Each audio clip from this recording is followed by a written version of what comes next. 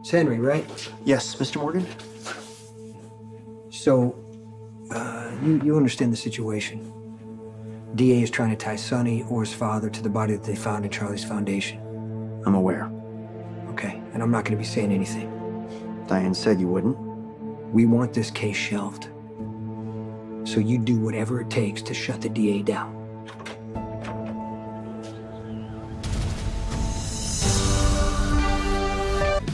I understand the victim is D.A. Dawson's father.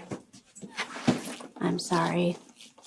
Did you call us down here for questioning, or is it the other way around? My point is, you shouldn't be questioning anyone. You should have recused yourself the second the remains were identified. No charges have been brought, and no official proceedings have begun.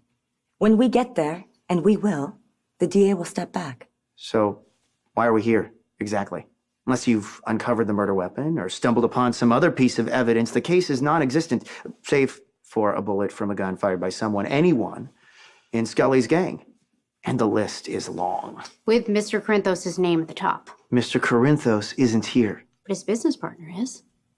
Jason knows where the bodies are buried, so to speak. When Mr. Marino was murdered, Mr. Morgan would have been in kindergarten. And Sonny Corinthos was working for Joe Scully. That's a matter of record. Where's the new information that warrants this meeting? We have reason to believe Sonny's father is as much a part of Vincent Marino's murder as Sonny is.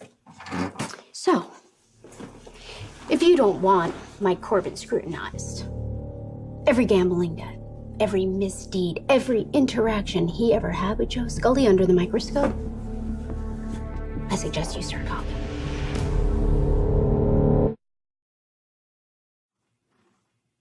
So what do you have on Mike Corbin? He associated with a low-level crime figure, Charlie Delaney, and Vincent Marino's remains were found in Delaney's place of business. I'm failing to see how the two connect.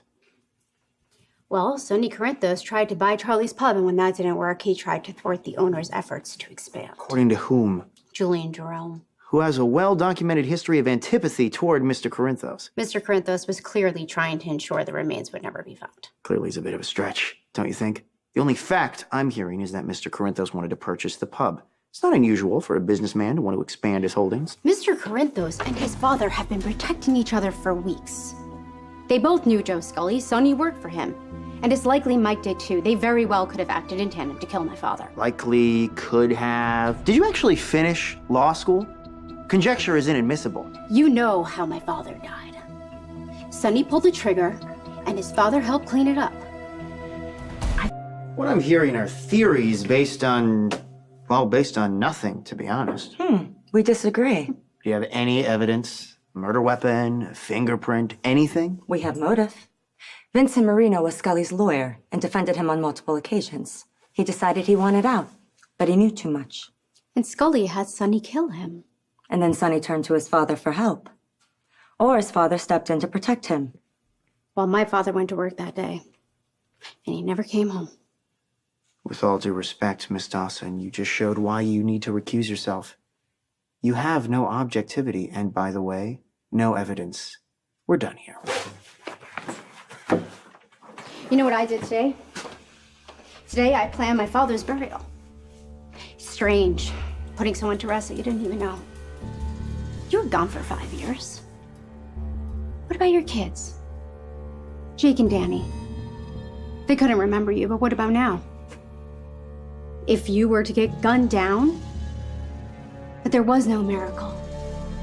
What if you were to die like my father did and your body was unearthed? 30 years from now, would they grieve?